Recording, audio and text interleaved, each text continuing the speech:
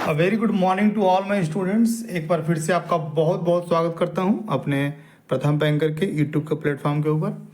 आज का important session है बैंकिंग रेगुलेशन एक्ट के ऊपर टॉप 20 एमसीक्यू।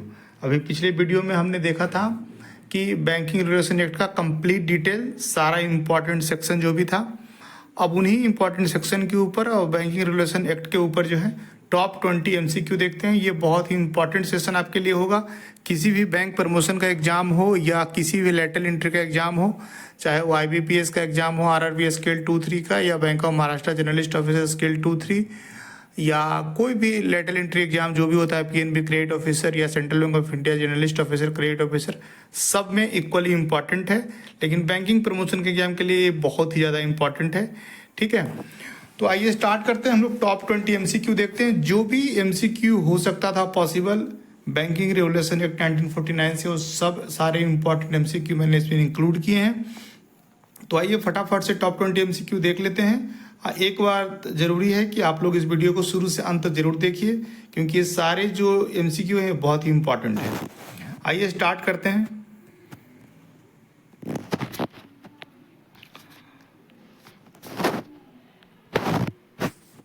सबसे पहला क्या है क्वेश्चन, देखते हैं हम लोग। Which of the following powers are not available with central government as per the provisions of banking regulation act 1949। Options क्या क्या आपके पास हैं? Issue of licence for formation of banks under section 22, approval of banks for formation of subsidiary for certain business under section 19। Third option है आपका power to acquire undertaking of bank. Fourth option है suspension of business and amalgamation of banks under section 45। देखिए, banking regulation act में क्या है कि कुछ powers जो हैं वो आरबीआई को दिए गए हैं, कुछ पावर्स जो हैं वो सेंट्रल गवर्नमेंट को दिए गए हैं। तो क्वेश्चन इसमें क्या था कि इनमें से कौन सा पावर जो है वो सेंट्रल गवर्नमेंट के पास नहीं है। ठीक है, तो इसका ऑप्शन क्या है? इसका आंसर है A option. Issue of licence for formation of banks under section 22 जो है, ये power reserve bank of India के पास है। Reserve bank of India under section 22 के अंतर्गत जो है कोई भी बैंक फॉर्मेशन के लिए लाइसेंस इशू करता है। तो इसका आंसर क्या हो गया? ए। इसी तरह का जो टॉप 20 एमसीक्यू इसमें है, इसलिए वीडियो के साथ आप लोग शुरू से अंत तक बने रहिए। नेक्स्ट क्वेश्चन क्या है? As per which section of banking regulation act 1949 bank can not grant loan against their own share. आप लोग जो मेरा इसका नोट्स का वीडियो था, जस्ट पिछला वीडियो होगा, उसको जरूर एक बार देखिएगा। सारे इंपॉर्टेंट सेक्शन उसमें कवर किए गए हैं, और जो भी एमसीक्यू है उस वीडियो को देखने के बाद जब आप इस वीडियो को देखेंगे तो सारे एमसीक्यू आप इजीली सॉल्व कर पाएंगे। तो आपसे एक रिक्वेस्ट है कि उस वीडियो को जरूर जाके एक बार देखिए, उसके बाद इस वीडियो को देखिए, आपको बहुत फायदा होगा। तो क्वेश्चन क्या है? As per which section of banking regulation act 1949 bank can not grant loan against their own share. अपने ही शेयर के अगेंस्ट में जो है बैंक लोन नहीं कर सकता है, ऐसा बैंकिंग रेगुलेशन एक्ट 1949 के किस एक्ट में लिखा गया है? तो एक्ट है सेक्शन 20। एक्ट कौन सा है? Section 20।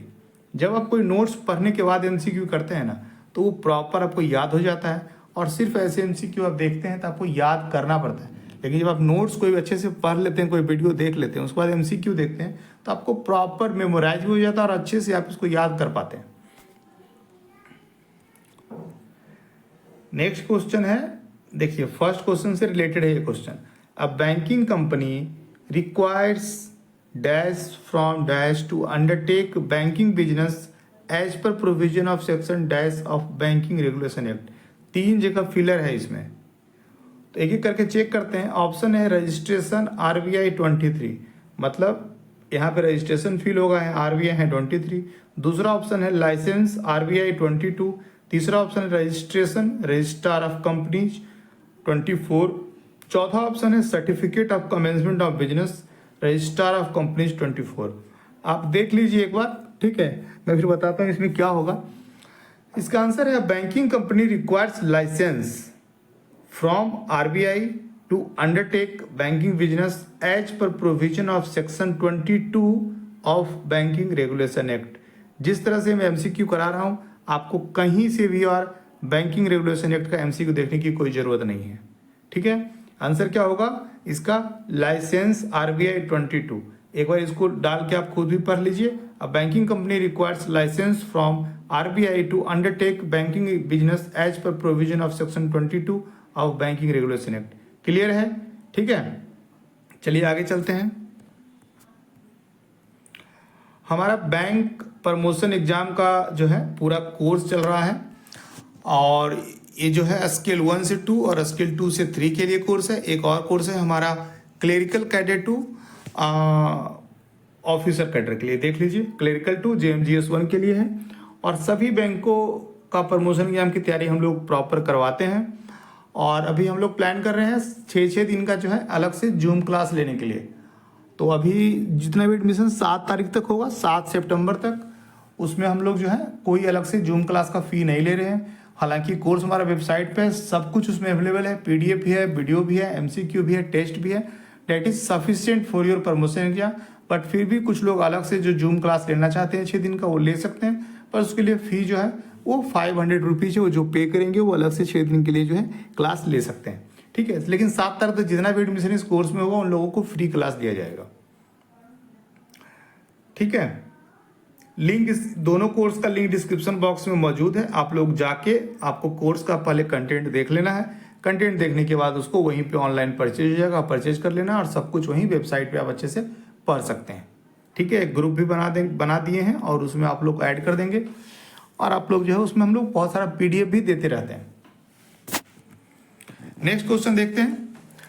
If a bank has to shift its branch it requires RBI permission under section 23 of banking regulation act. अगर कोई बैंक जो है वो अपना ब्रांच को शिफ्ट करता है तो किस स्थिति में जो है उसको RBI से परमिशन लेना होगा? तो देखिए, जो रूल्स है उसके हिसाब से क्या है कि अगर कोई बैंक जो अपने ब्रांच को एक ही विलेज में चेंज करता है आपस में, मतलब विलेज के इस एरिया से उस एरिया में, एक ही टाउन के अंदर करता है, एक ही सिटी के अंदर करता है, with in same city same town same village, तो उसको परमिशन लेने की जरूरत नहीं है। But with in same district करता है, मतलब डिस्ट्रिक्ट में यहाँ से वहाँ कर रहा है, ठीक है ना, उस केस में जो है आपको जो है परमिशन लेना होगा। ठीक है, नेक्स्ट क्वेश्चन देखते हैं हम लोग। Under section 11 of banking regulation act the foreign banks have to deposit dash arising out of their business in India with RBI। ठीक है, तो अंडर सेक्शन 11 BR एक्ट में क्या कहता है कि अगर कोई फॉरेन बैंक इंडिया में बिजनेस कर रहा है, बैंकिंग कर रहा है, तो उसका जो है हर साल 20% ऑफ देयर प्रॉफिट जो है 20% of their profit for each year have to deposit with reserve bank of India. तो ये रूल किसके लिए? फॉरेन बैंक्स के लिए, जो इंडिया में बिजनेस कर रहे हैं, जो इंडिया में बैंकिंग बिजनेस कर रहे हैं, उनको हर साल के प्रॉफिट का 20% deposit with reserve bank of India रखना है। ठीक है, under section 11, under section 11। Next question देखते हैं हम लोग। Bank companies can promote a subsidiary for the business activities mentioned. Bank company जो है वो बैंक से जुड़ी हुई चीज़ों के लिए सब्सिडरी बना सकती है। उसके लिए जो लिस्ट है वो सेक्शन 6(1) में ऑफ BR एक्ट में जो है वो मेंशन है। जो भी एक्टिविटीज हैं BR एक्ट सेक्शन 6(1) में जो है उसके लिए अलाउ करता है किसी बैंक को कि आप सब्सिडरी कंपनी बना सकते हैं, और उसमें मेंशन है कि कौन कौन से एक्टिविटी के लिए सब्सिडरी कंपनी बना सकते हैं। ठीक है, नेक्स्ट क्वेश्चन देखते हैं हम लोग। अगर किसी बैंक के चेयरमैन को रिमूव कर दिया जाए, अगर किसी बैंक के चेयरमैन को रिमूव कर दिया, ये पावर किसके पास है? सेंट्रल गवर्नमेंट नहीं, ये पावर RBI के पास है। If a chairman of a bank is removed by RBI he can appeal to dash within dash. ठीक है, मतलब वो किसके पास अपील करेगा और कितने दिन तक करेगा? तो इसका ऑप्शन है, आंसर इसका क्या है? C है। He can appeal to central government within 30 days. He can appeal to central government within a period of 30 days of date of order. जिस दिन डेट ऑफ ऑर्डर आया है उनके टर्मिनेशन का विद इन 30 डेज ही और she can appeal to central government within 30 days. ठीक है, समझ में आ गया? ये इसका आंसर है। नेक्स्ट देखते हैं हम लोग, under section 21 of banking regulation act RBI issues directions to bank in respect of. देखिए आप लोग जब पेनल्टी लगता है ना बैंक पे, उस सब आरबीआई का सर्कुलर देखिएगा, उसमें मेंशन होता है कि किस सेक्शन के तहत जो है आरबीआई ने परमिशन लगाया है, सॉरी पेनल्टी लगाया है। तो under section 21 of BR act जो है RBI issues directions to bank in respect of, तो इसका आंसर है लोन्स एंड एडवांसेस। ठीक है, लोन्स एंड एडवांस के लिए जो है आरबीआई को पावर है, आरबीआई को अधिकार है कि वो जो है बैंकों को इंस्ट्रक्शन दे सकता है लोन्स एंड एडवांसेस से संबंधित। तो इसका आंसर क्या है, लोन्स एंड एडवांसेस है। डिपॉजिट वाला देखेंगे उस सेक्शन कौन सा है, वैसे बता दूं, याद रखिएगा आप लोग मैच करके। अंडर सेक्शन 21 जो है ये डिपॉजिट एडवांस के लिए है, अंडर सेक्शन 35 ए जो के लिए है वो डिपॉजिट के लिए है। क्लियर है, 21 35 ए। नेक्स्ट देखते हैं हम लोग, RBI can regulate acceptance of deposit including rate of interest on deposit by banks under section of, शायद अभी मैंने बताया है। ठीक है, under section of 35A of BR act जो है आरबीआई रेगुलेट करता है डिपॉजिट, बैंक के अंदर डिपॉजिट को और उससे रिलेटेड इंस्ट्रक्शंस जो है और रेट ऑफ इंटरेस्ट जो है, ये सब कुछ जो है रेगुलेट करता है RBI 35A of banking regulation act, 35A of BR act. देखिए बीआर एक्ट जितने भी एक्ट है ना उसमें सबसे महत्वपूर्ण है, आरबीआई एक्ट से ज़्यादा महत्वपूर्ण बीआर एक्ट है। बीआर एक्ट के तहत ही आरबीआई जो है सारे इंडिया में बैंकिंग कंपनीज को रेगुलेट करता है, गवर्न करता है। ठीक है ना, तो 35A के तहत जो है RBI regulate acceptance of deposit including rate of interest on deposits by bank.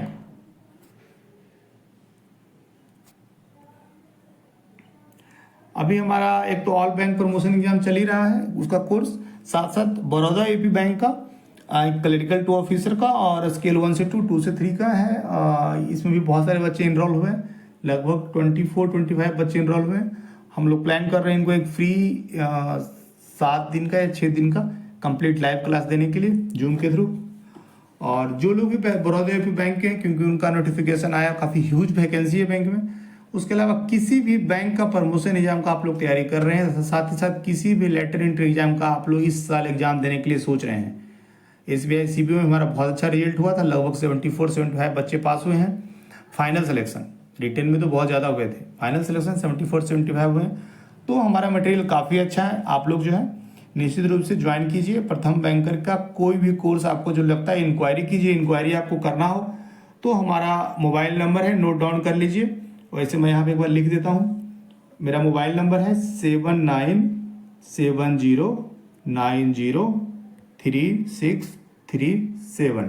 ठीक है, 3637 ये मेरा मोबाइल नंबर है। आप लोग जो है मुझसे किसी भी समय व्हाट्सएप पे मुझे चैट कर सकते हैं। कॉल अवॉइड कीजिएगा वर्किंग टाइम में करने के लिए, मैं खुद भी वर्किंग हूँ।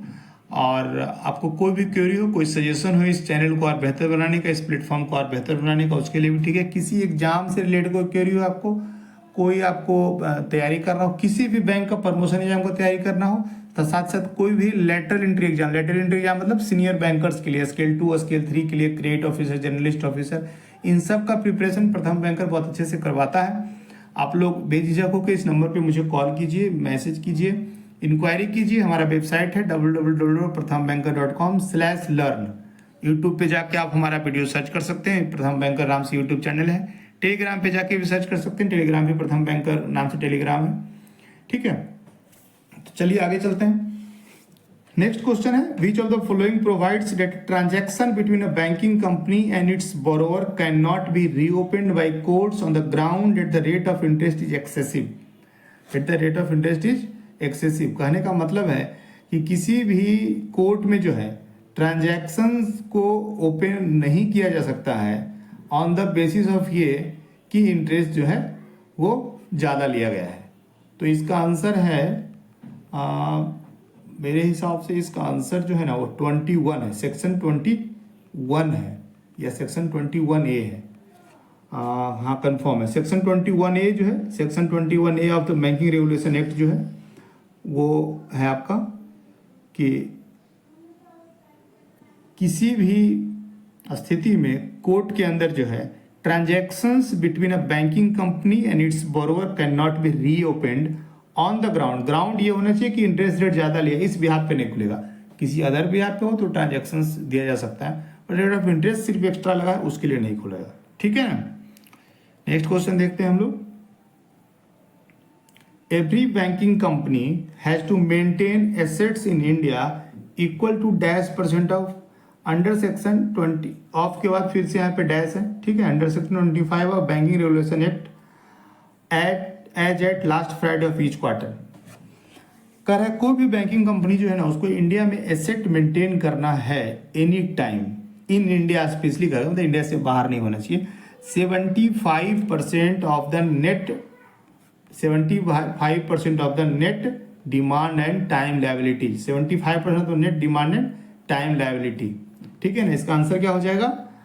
इसका आंसर है आपका 75% ऑफ द नेट डिमांड नहीं है, सॉरी 75% नेट डिमांड नहीं है, डिमांड एंड टाइम लायबिलिटीज है, नेट नहीं है। 75% of demand and time liabilities. ठीक है, और ये मेंटेन कब होना चाहिए? ये चेक कब होगा? Last Friday of each quarter. Last Friday of each quarter को जो है 75% of demand and time liabilities जो है वो होना चाहिए। सभी बैंकिंग कंपनी का एसेट कहाँ होना चाहिए? इंडिया में होना चाहिए। ठीक है, देखिए मैं बहुत अच्छे से एक्सप्लेन कर रहा हूँ ताकि आप लोग को कोई तरह का दिक्कत नहीं हो, कोई तरह का डाउट नहीं हो।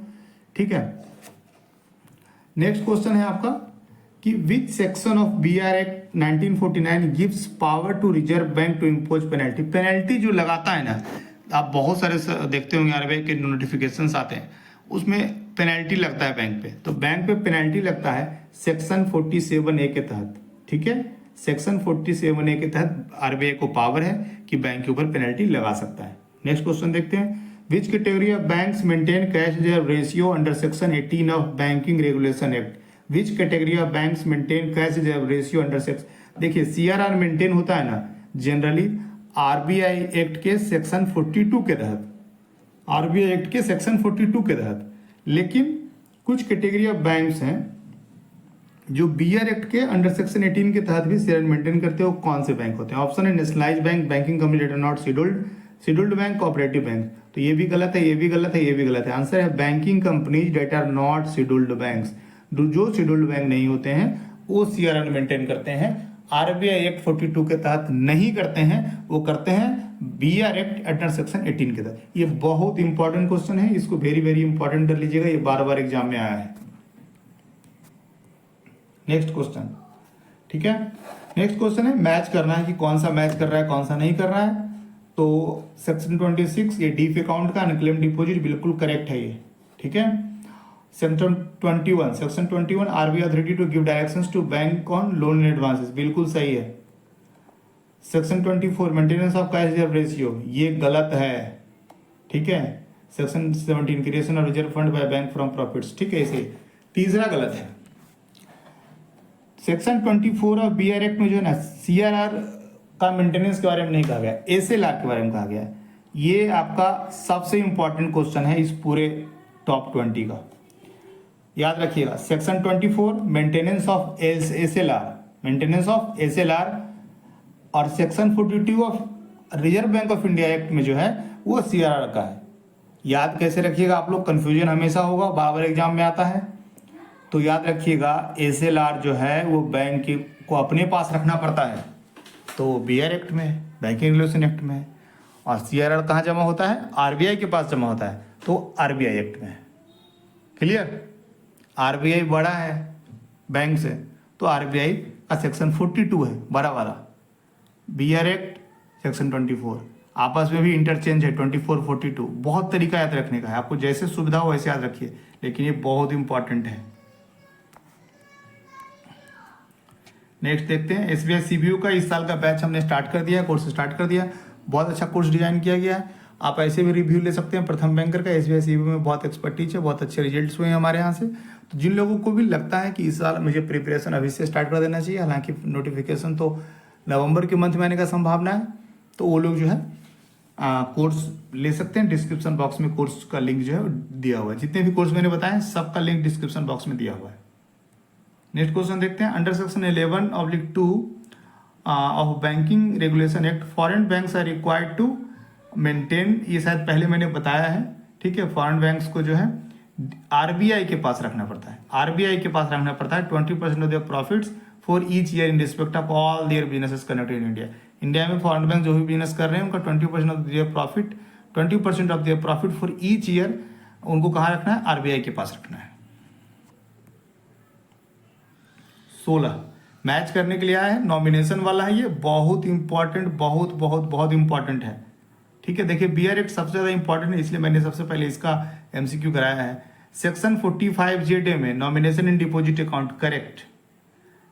सेक्शन 45ZE और सेक्शन 45ZC, ठीक है। ZE में क्या लिखा हुआ है, safe custody of articles. Section locker वाला कहाँ है, सेफ डिपॉजिट लॉकर, लॉकर वाला जो है ना वो ZC है, ZE है, लॉकर वाला ZE है और ZC में है आपका सेफ कस्टडी ऑफ आर्टिकल्स। यही दोनों में कंफ्यूजन होता है हमेशा, लॉकर वाला ZC में है, याद रखिएगा, लॉकर वाला ZC में है, लॉकर के अलावा जो सेफ कस्टडी ऑफ आर्टिकल्स है वो ZE में है, लॉकर वाला ZE में है, ये इंटरचेंज है मेरा कहने का मतलब है, ठीक है ना। जो लॉकर वाला है ना वो ZE में है और safe custody of articles ZC में, ये आपस में इंटरचेंज हो गया है।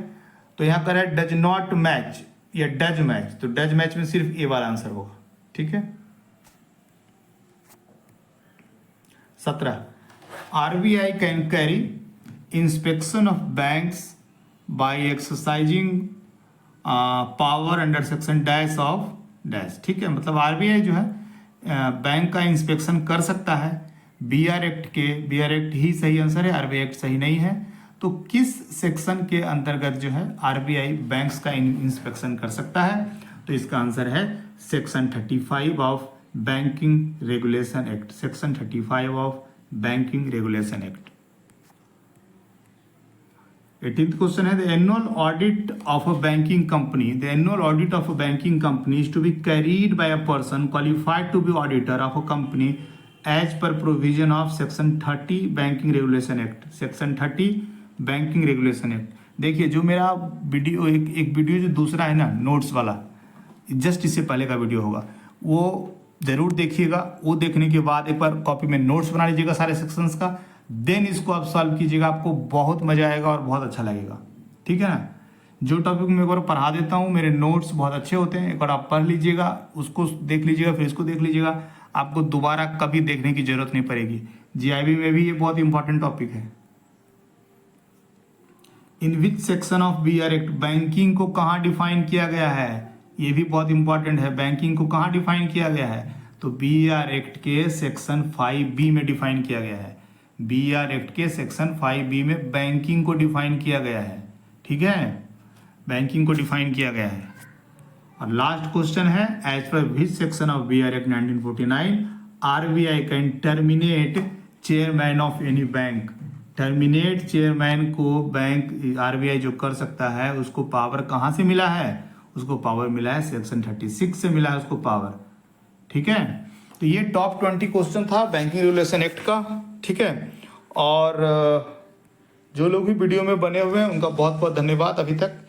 और हमारे पास bank of Maharashtra generalist officer का स्केल 2-3 का कोर्स भी है, तो सारे बैंक प्रमोशन के कोर्स हमारे पास अवेलेबल हैं, सारे लेटर एंट्री एग्जाम्स के कोर्स अवेलेबल हैं, एसबीआई सीबीओ का, bank of Maharashtra generalist officer का, इंडियन बैंक नहीं क्रेडिट मैनेजर का पोस्ट अभी आया हुआ है, एक पंजाब एंड सिंध बैंक का, एक ITBI का, वो दोनों का भी कोर्स बना हुआ है।